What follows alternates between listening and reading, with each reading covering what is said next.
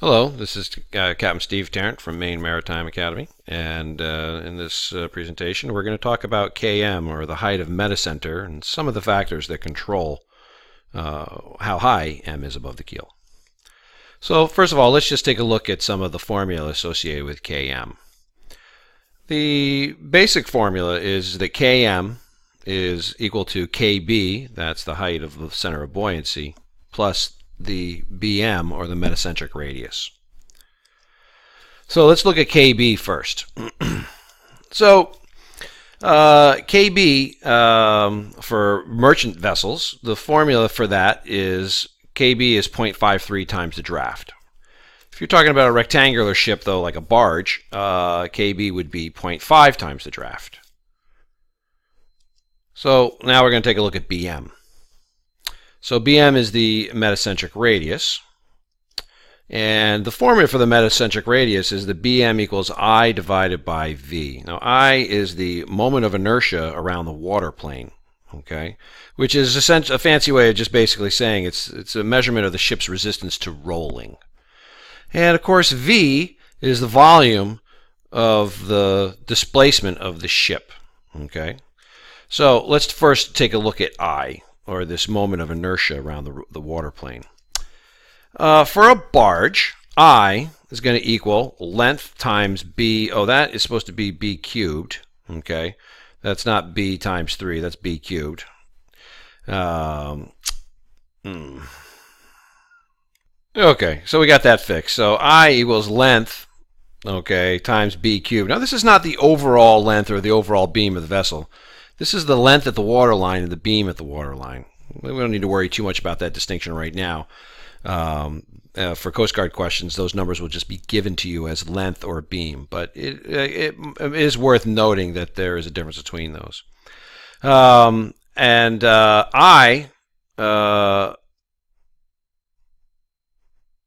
is for a barge is length times BQ divided by 12. 12 is a constant for that rectangular shape. For merchant vessels, length times BQ times K, K being a constant for those merchant vessels, and K is going to be proportional to the coefficient of the water plane coefficient P, and we'll find that on displacement tables if you do a calculation later on. We're not going to talk too much about that at the moment. V is volume. Now, of course, volume is equal to the displacement of the vessel times the density of the water, which for salt water would be 35 feet cubic feet per ton. If you're talking about fresh water, though, the vessel's in fresh water, volume would be calculated by displacement times 36 cubic feet per ton. Now, BM then is the combination of I divided by V, so it's L times B cubed times K divided by displacement times 35. That would, of course, be for a merchant vessel. So, however, we could combine the formulas for BM and KB because KB plus BM. So, really, there's a super formula here. KM equals 0.53 times draft plus, this is the term for moment of inertia, and this is the term for volume. Now, in an actual situation on a vessel, you're going to be able to look up KM. But the Coast Guard wants you to have some idea of where KM comes from, which is why we're doing this problem. We're investigating this. So, what changes the position of M?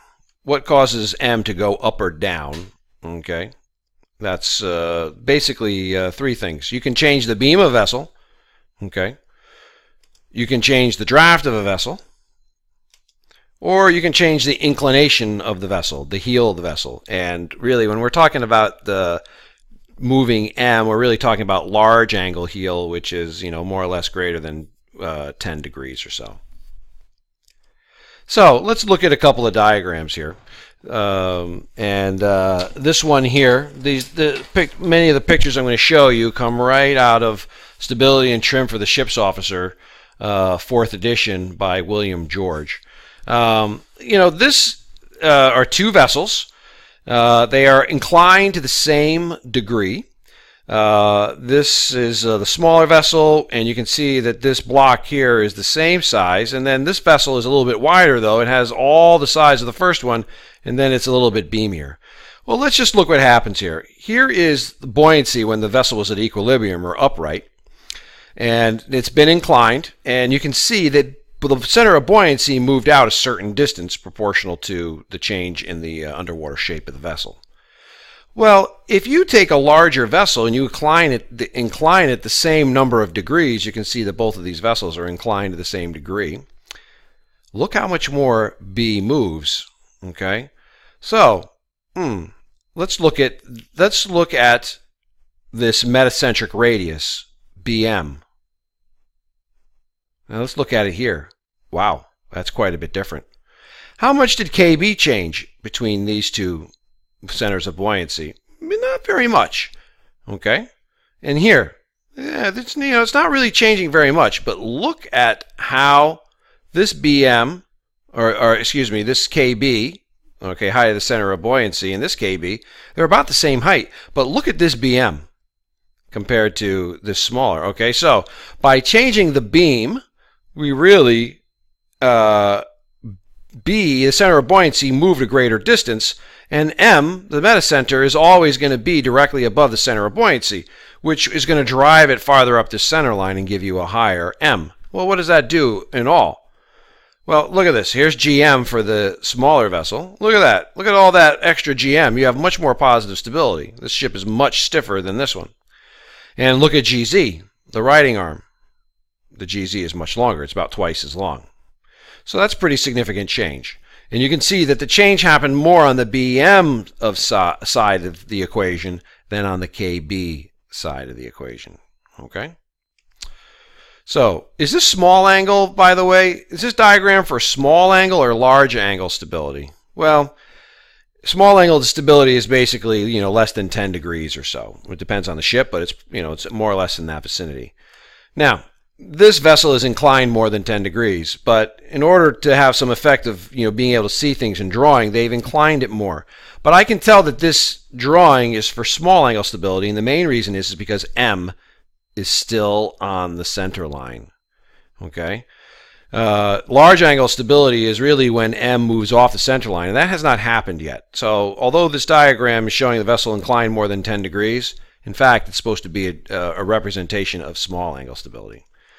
So, what did the effect of change in beam have on center of buoyancy? Well, more beam, center of buoyancy, changed a greater distance. That had quite an impact on the height of BM. Okay? All right. Didn't change KB very much, but it did change BM quite a bit. And that also, as we extended BM, we also extended GM, which made the vessel more stable. And also we, in this situation, okay, by increasing the beam, we almost doubled GZ. Okay, so that was how you can affect the height of M by changing beam. You can also affect the height of M by changing draft. So in this diagram, you have the vessel here at the original water line, and then at some new water line after the vessel's been loaded to some degree. And here it was the original water line, which means this was the original underwater surface, which means that this was the centroid, okay, the geometric center of the underwater surface, and that is where your center of buoyancy is going to be. Okay? But you can see here now that we submerged the vessel from this water line to this water line, and now the center of buoyancy is actually migrated from being further outboard to being closer to the center line. Well, M is always going to be above B. And if center of buoyancy migrates towards the center line, M is going to migrate down, okay, and get lower. So, if you increase the beam, you will increase BM and therefore KM. If you increase the draft, at least in this situation, you're bringing the center of buoyancy closer to the center line and you are decreasing BM. We'll see later on that we'll talk more about this later on. Okay, so is this small angle or large angle stability, by the way, this particular diagram? Well, your answer should be that it is small angle because M again is on the center line. Okay, the inclination is greater than 10 degrees, but that's to help us be able to see angles in the picture. So it is not small angle, it is large. It is small angle. Why is M moving? Well, M is moving because B is moving. Okay, and M follows B because it stays above it. And what happened here? Well, what happened to KB? Well, again, you can see that KB changed a little bit, but not a lot. Okay, but really what changed quite a bit was BM. Okay, look at that drastic difference. All right, this BM is a little bit, around half of this BM. Okay. All right, now this picture, let's just look at the profile of this vessel for now and this water line, okay? Now we're starting here, and we have a water line. All right, now here's M. Hold off on that for a second. There's the water line. Well, what happens when I incline the vessel? Okay, so now, when I incline the vessel, the center of buoyancy shifted. Okay? Now, here's an interesting thing. Where is M? Well, M is always above the center of buoyancy. So here's M. But now, if you'll notice, M is not on the center line. So, is this small angle stability or large angle stability? This is large angle stability because M has been forced off the center line by the change in BM. Okay? So BM has changed to such a degree that it has driven it off of the center line. Now, M is still above B, but it's off, okay? So, now, look at that, just by the way. That is the center line for when the ship was on an even keel. Excuse me. That is the water line for when the ship was on an even keel. Now we incline the vessel. Let's look at the water line again. This is interesting. The water line on this new inclined on this new angle of inclination is actually greater than the previous water line by some factor. Okay, and that's what that green line represents. Well, let's look at that. What changed with the large angle of heel? Well, the length of the water line, the functional water line of the vessel. Okay, the beam, you could say. Okay, the breadth of the water line changed. It got bigger. Now we know that Km equals Kb plus Bm. Well, Kb increased here a little bit, okay, but not significantly. Some small percentage. But let's look at what happens to Bm. You remember that Bm is I divided by V, I being the moment of inertia and V being the volume of the vessel. Wow. As I inclined the vessel, did my volume change, the volume of displacement? No, it's the same volume as before. So volume hasn't changed at all. What has changed is the breadth of the water line. Well, if you'll recall, I is length times breadth cubed times K for a merchant ship. And this is more like a rectangular. This would be L times B cubed divided by 12 probably, but it doesn't really matter. The fact of the matter is that whether it's a merchant ship or a barge, the major factor in this formula is beam cubed. A small change in beam when cubed is going to have quite a large impact on the value of the moment of inertia. So if the volume hasn't changed, but the moment of inertia has increased, the fraction is going to get larger, okay, and BM is going to increase, which is what you can see here. It's been driven off the center line. So BM will increase quite a bit with a change in water line. Here's a question for you. If the vessel was inclined from equilibrium or an upright condition to here, and in the process of doing that, the water line increased in breadth, at what point will it start to decrease? Well, you'll see right here that the deck edge is actually about to be immersed. And when that happens, you'll start to have water lines maybe along here, and you're going to start to decrease the beam. And we'll see that in another picture here. So really, for this vessel, this is the maximum, okay, this right here, this angle of inclination represents the maximum beam or breadth of the water plane, which means you'll have your maximum BM at this angle, and then BM will decrease thereafter. So deck edge immersion is typically the point where stability starts to decline. So let's just look at this.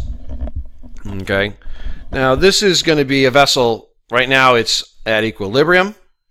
We're going to incline at 20 degrees, we're going to incline at 45, 70, and then 90. And I've taken the liberty of outlining, for each one I've given it a color, and we have our B and M for each one as well. So for this water line, B is on the center line, M is directly above it, so it's on the center line as well. Okay, and that's your BM. Great. Now let's incline at 20 degrees. When we incline at 20 degrees, all right, we're past deck edge immersion, but still the breadth of the water plane is greater, I guess, than when it was at equilibrium. And you can see that here is B and here is M. It's been driven off the center line and it's up. But now you can see that the beam, the functional beam, is starting to decrease quite a bit. Okay, this distance here, the functional breadth, is less than the functional breadth when we were on the horizontal, okay, when we were upright. So you can see that here's B and here's M. You can see that distance is now starting to decrease. This original BM is greater than this BM we have now. Let's incline the vessel to 70 degrees. Okay, now this is our new water line. This ship is in a lot of trouble. You can see that the breadth of the water plane is much narrower now, and you can see that B and now look at M. M has come all the way down. It's crossed over. It's on the same side of the center line as the center of buoyancy, and BM is much shorter. We go all the way to 90. Okay, and at this point, the vessel would probably be down flooding, and all kinds of bad things would be happening. But you can see that again, by changing the angle of heel, we can change the position of M. So this is a representation of your hydrostatic table. Hydrostatic tables have far more information on them than just this, but we're just focusing in on two values here at the moment. We're focusing in on this line right here, which is KB, or the height of center of buoyancy, and then this line here, which is the height of metacenter. So as we look at this, we can, let's say that the draft of the vessel was 10 feet. Well, if the draft of the vessel is 10 feet, this is how we're actually going to determine what KM is. You can use the formula, but really it's a lot easier just to look it up in hydrostatic tables. The height of the KM would be 34 feet. And the height of KB would be, about 5.5 feet or so, 5 feet. Okay? Well, let's change our draft to, let's say, 14 feet. We go to 14 feet, what's the height of KM? It's 28 feet. It was 34, now it's 28. It went down 4 feet. That's quite a bit. What is our KB? Our KB is 7. It only went up 2. This one went down 4. Okay, let's look up here. Let's go to 20 feet. KM is now 26. Well, so it dropped 4. Now it's only dropped 2. Let's look at KB. KB is 11. It's gone up 3.